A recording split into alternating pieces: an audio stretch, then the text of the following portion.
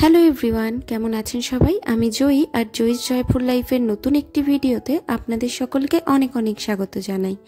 তো অবশেষে অনেক অপেক্ষার অবসান ঘটিয়ে আজকের দিনটি এসে উপস্থিত হয়েছে। তো আমি তো আপনাদেরকে বলেছিলাম যে আমরা কয়েকদিন পরেই বেড়াতে যাচ্ছি, আর ওই জন্যই কিছুদিন আগে আমরা এই লাগেজটাকে কিনেছিলাম, আর তার ভিডিওটা আপনাদের সাথে আমার আগের ব্লগেই আমি শেয়ার করেছি। তো আজকে হলো শুক্রবার আর এখন বাজে রাত ওই 7:30 মতন। তো আমি কাঁচি হাতে লেগে পড়েছি এই লাগেজটাকে আনপ্যাক করার জন্য। তার কারণ হলো আগামীকাল মানে শনিবার দিন ভোরবেলা রয়েছে আমাদের ট্রেন। তো এই লাগেজটাকে এখন আমি খুলে নিয়ে এর মধ্যে আমাদের যত প্রয়োজনীয় জিনিসপত্র আর জামা কাপড় আছে সব গুছিয়ে নিচ্ছি। তো আমি কোথাও ঘুরতে যাওয়ার ঠিক আগের দিনই জামা কাপড় প্যাক করতে পছন্দ করি। তার কারণ হলো বেশি দিন আগে থেকে যদি গোছানো শুরু করি তাহলে কোনো না কোনো জিনিস ঠিক মিস হয়ে যায়। ওই জন্য এইভাবে আগের দিন রাত্রিবেলায় গোছাতে শুরু করি। তো এখন আমি সমস্ত জামা কাপড়গুলো গুছিয়ে নেব। আর এই দিকে তো এতদিন ধরে কোনো বৃষ্টির নামগন্ধ ছিল না, কিন্তু আজকে থেকেই হঠাৎ করে দেখছি বৃষ্টি শুরু হয়ে গিয়েছে। তো বাইরে এখন বেশ ভালোই বৃষ্টি হচ্ছে, আর কালকে আমাদের অনেক ভোরবেলা ট্রেন রয়েছে, তো সকাল সকাল বেরোতে হবে। এই যে মোটামুটি প্যাকিং আমাদের হয়ে গেছে। তো এখন তাড়াতাড়ি করে সমস্ত কাজ সেরে খাওয়া দাওয়া করে ঘুমিয়ে পড়ব। তারপরে কালকে সকালে আপনাদের সাথে দেখা হচ্ছে। আর এখন বাজে ভোর ওই 3:45 মতন। তো আমরা দুজন একদম সময় মতন তৈরি হয়ে গিয়েছি। আর আমরা দুদিন আগে ওলাতে আমাদের গাড়িটা রিজার্ভ করে রেখেছিলাম। তো ওইদিকে গাড়ির ড্রাইভারকে ফোন করা হয়েছিল, উনিও আমাদের বাড়ির খুব কাছে চলে এসেছেন। তো চলুন এখন দুগ্গা দুগ্গা বলে তাহলে বেরিয়ে পড়ি। সাবধানে যাস, দুগ্গা দুগ্গা বলে। গেটের তালা নেই, গেটের চাবি তোরা নিয়েছিস? ওই গাড়ি ফোন করে যা। तो आगे रख। हाँ आगे रख। बस 2 मिनट में उतर। चलो। তো এই যে আমরা বেরিয়ে পড়েছি, আর ওইদিকে বাড়িতে রেখে যাচ্ছি আমার বোনকে। তো ও একা থাকবে না, দুদিন পরে আমার মা আসবে, আর আসবেন আমার শাশুড়ি মাও। তো যাই হোক, আপাতত ওদের ভরসাতে বাড়িটাকে রেখে আমরা দুজনে মিলে চললাম ঘুরতে। তো দেখেছেন এত কিছুর মাঝখানে আপনাদেরকে তো বলাই হয়নি যে আমরা আসলে কোথায় যাচ্ছি। তো আমাদের এই পুরো ট্রিপটাতে আমরা বেশ অনেকগুলো জায়গা ঘুরতে যাওয়ারই প্ল্যান করেছি। আর তার মধ্যে সবার প্রথমে আমরা যাব মহারাষ্ট্রের শিরডি সাই বাবার মন্দিরে। তো সবার প্রথমে শিরডি সাই বাবার দর্শন করে তারপর ওখান থেকে আমরা চলে যাব লোনাভালা। তারপরে লোনাভালা ঘুরে আমরা ফিরে আসব আবার পুনেতে। তারপর ওখান থেকে পুনে শহরটাকে একদিন ঘুরে সবার শেষে যাব আমরা গোয়াতে। তো যাই হোক, আপাতত আমরা চলেছি হাওড়া স্টেশনে, কারণ আজকের আমাদের জার্নিটা ওখান থেকেই স্টার্ট হবে।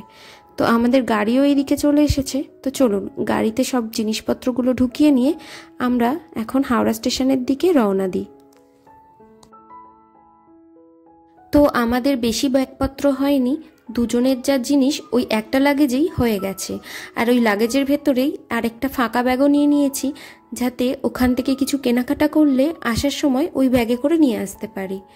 তো ও নিয়ে নিয়েছে পিঠে ওর একটা ল্যাপটপের ব্যাগ, আর আমিও পিঠে ছোট্ট মতন একটা ব্যাকপ্যাক নিয়ে নিয়েছি, যাতে আমাদের প্রয়োজনীয় কিছু জিনিসপত্র নিয়ে নিয়েছি, যেগুলো খুব সহজেই দরকার পড়লে বার করে নিতে পারবো।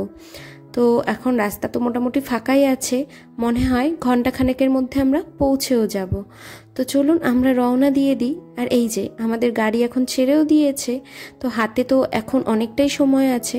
তো আমি একটু ঘুমিয়ে নেব ভাবছি, কারণ পাশে তো আমার একজন ঘুমিয়েও পড়েছে।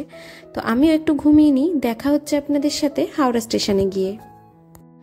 আর দেখুন, দেখতে দেখতেই আমরা হাওড়া ব্রিজের একদম কাছে চলে এসেছি। এই তো এইবার এই ব্রিজের ওপরে উঠে গঙ্গাটা পার করলেই চলে আসবে হাওড়া স্টেশন। তো বাড়ি থেকে বেরোনোর সময় তো বেশ অনেকটাই অন্ধকার ছিল, আর এখন একটু একটু করে দিনের আলো ফুটতে শুরু করে দিয়েছে।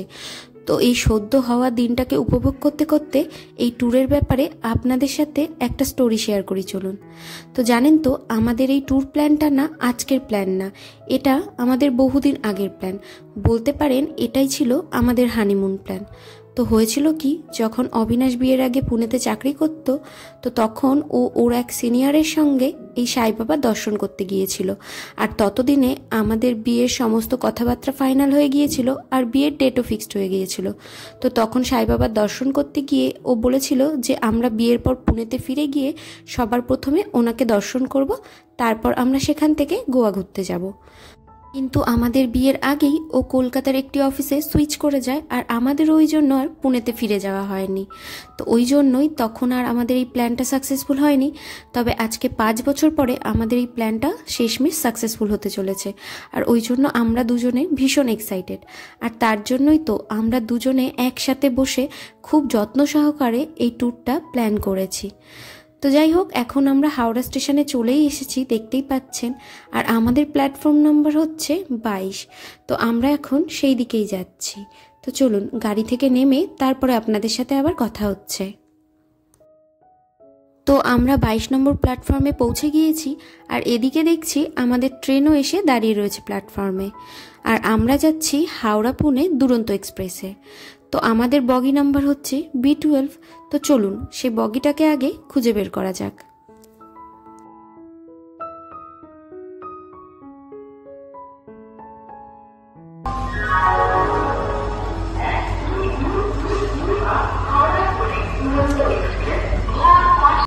তো এই যে আমরা আমাদের বগিটাকে খুঁজে পেয়েছি, আর আমরা AC 3 টায়ারে টিকিট পেয়েছিলাম, তো আমরা সেটাতেই যাত্রা করব।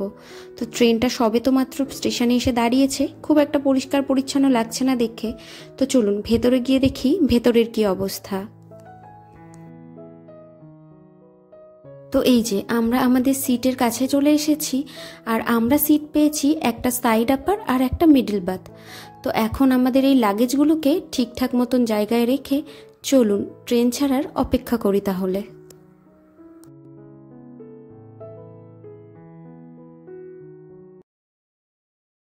আর আমাদের ট্রেন বেশ কিছুক্ষণ আগেই একদম সময় মতন হাওড়া স্টেশন থেকে ছেড়ে দিয়েছে। এই তো একটু আগেই বাগনান বলে একটা স্টেশন পার করলাম, আর ওই স্টেশনটা পার করার কিছুক্ষণ পরেই হঠাৎ করে দেখতে পেলাম আমার ডান দিকে অনেক রকমের ফুল গাছ লাগানো, আর তার সাথে সাথে এই যে জলাশয়গুলো দেখতে পাচ্ছেন, এখানে দেখছি শয়ে শয়ে পদ্ম ফুল ফুটে আছে। তো প্রথমটাতে তো আমি বুঝতে পারিনি, তারপর বুঝতে পারলাম এইগুলো হয়তো এখানে চাষ করা হয়। তো খুবই ভালো লাগছিল আমার দেখে, ওই জন্য একটু ক্যামেরা বন্দি করলাম। তো ট্রেনের স্পিডটা খুব বেশি থাকায় খুব একটা বোঝা যাচ্ছে না, তাও নিজের চোখে দেখে খুব ভালো লাগছিল বলে আপনাদের জন্য একটু ক্যামেরা বন্দি করার চেষ্টা করলাম। আর এখন বাজে সকাল ওই 8:30 মতন। এই তো একটু আগে এসেই আমাদেরকে ব্রেকফাস্ট দিয়ে গেল। তো যেহেতু আমাদের পৌঁছতে পৌঁছতে আগামীকাল মানে রবিবার প্রায় ভোর হয়ে যাবে, ওই জন্য আমরা ট্রেনের টিকিট করার সময় আমাদের ফুডটা ইনক্লুড করে নিয়েছিলাম। আর আমাদের এই টিকিটের খরচ পড়েছিল পার পার্সন প্রায় 4000 টাকার মতন, আর তার মধ্যে 1100 সামথিং টাকা তো এই কেটারিং চার্জের জন্য কেটেছে। তো কালকে সেই রাত্রিবেলা লাস্ট খেয়েছিলাম, আর এখন তো অনেকটা বেলাও হয়ে গিয়েছে, বেশ খিদেও পেয়েছে। তো চলুন দেখি ব্রেকফাস্টে কি দিয়েছে। তো এই যে এখানে তো দেখতেই পাচ্ছেন যে একটা অমলেট রয়েছে, আর এই যে এই প্যাকেটের মধ্যে দিয়েছিল 2টো ব্রেড, তার সাথে আছে ছোট্ট মতন একটা বাটার, একটা টমেটো কেচাপ, আর একটা দিয়েছে টি ব্যাগ, তার সাথে ছোট্ট একটা দুধের প্যাকেট।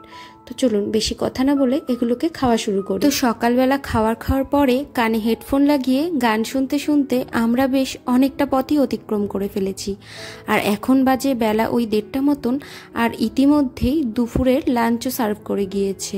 তো আমরা ফুড সিলেকশনের সময় ননভেজ সিলেক্ট করেছিলাম। তো চলুন দেখে নিই লাঞ্চে কি দিয়েছে। এই যে দেখতেই পাচ্ছেন লাঞ্চে দিয়েছে এগ কারি, ডাবল ডিমের এগ কারি দিয়েছে, সাথে দিয়েছে ডাল, আর দিয়েছে ভাত, আর এই দিকে রয়েছে 2টো পরোটা, আর সাথে রয়েছে টক দই, আর ছোট্ট একটা পাউচে আচার। তো এটা হলো একজনের মিল, আর আমার মিলটা তো এখনও সাইডে ধরাই রয়েছে, ওটা তো এখনও খুলতেই পারিনি। তো সকালবেলা খাওয়ার পরে এখন অতটাও খাওয়ার ইচ্ছে নেই, তবে খাবার তো নষ্টও করা যাবে না। তো চলুন যতটা পারি ততটা খেয়ে ফেলা যাক।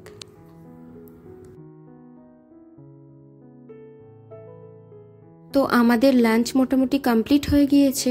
আর এই যে এইখানে দেখুন, ঠিক লাঞ্চ করার পরেই এই আইসক্রিম দুটো আমাদেরকে এসে দিয়ে গিয়েছে। আর এই টক দই দুটো তো আগে থেকেই দিয়েছিল লাঞ্চের প্লেটে। আর এই ম্যাঙ্গো জুস দুটো সকালে ব্রেকফাস্টের পরে দিয়ে গিয়েছিল। তো আমাদের পেটে আর এগুলো খাওয়ার মতন জায়গা নেই, তাই এগুলোকে এখন সাইড করে রেখে দিয়েছি একটু পরে খাবো বলে। আর এখন বাজে বিকেল ওই 5টা মতন। তো দুপুরে লাঞ্চ করার পরে ট্রেনের দুলুনি খেতে খেতে আমি তো বেশ একটা ভাত ঘুম দিয়ে নিয়েছি। তো ঘুম থেকে ওঠার পরে হঠাৎ করে বাইরের দিকে তাকিয়ে দেখছি যে বাইরে বেশ ভালোই বৃষ্টি শুরু হয়ে গিয়েছে। এটা কোন জায়গা সেটা আমি বলতে পারবো না, তবে দেখুন বাইরে কিন্তু ঝমঝম করে বেশ ভালোই বৃষ্টি হচ্ছে। ও বাবা, এদিকে দেখুন বিকেল 5টা বাজতে না বাজতেই দিয়ে গেছে আবার ইভিনিং স্ন্যাক্স।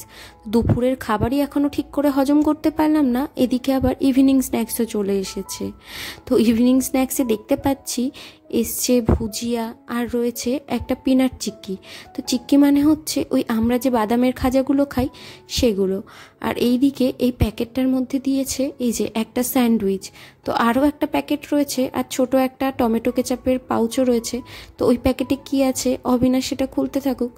তো আমার তো মনে হচ্ছে আমরা দুটো মিল ইনক্লুড না করে তখন একটা মিল করলেই খুব ভালো হতো, কারণ এত খাবার সত্যি একজন মানুষের পক্ষে খাওয়া প্রায় অসম্ভব ব্যাপার।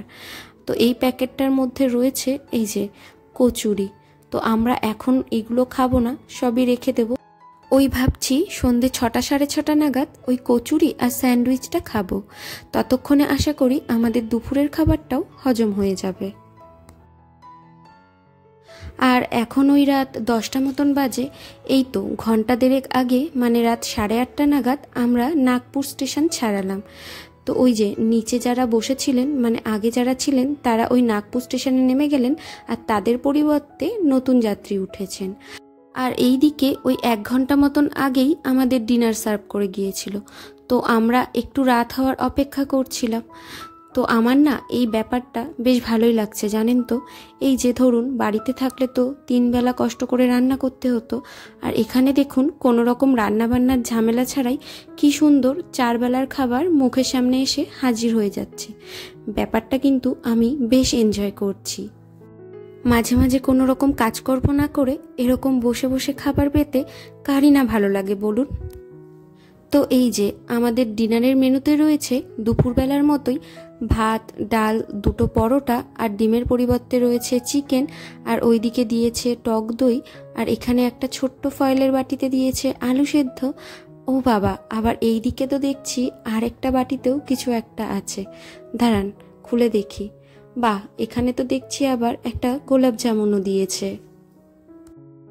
তো এখন বেশ অনেকটা রাত হয়ে গিয়েছে আর ট্রেনে সবাই মোটামুটি ঘুমিয়েও পড়েছে। তো আমিও এখন একটু ঘুমানোর চেষ্টা করব, কারণ কালকে আবার অনেক সকালে আমাদেরকে নেমে যেতে হবে। তাহলে চলুন আমার ভিডিওটি আজকে এখানেই শেষ করছি। আমার ভিডিওটি কেমন লাগলো অবশ্যই কমেন্ট করে জানাবেন, আর যদি আমার পেজে নতুন হয়ে থাকেন তাহলে অবশ্যই ফলো করে দেবেন।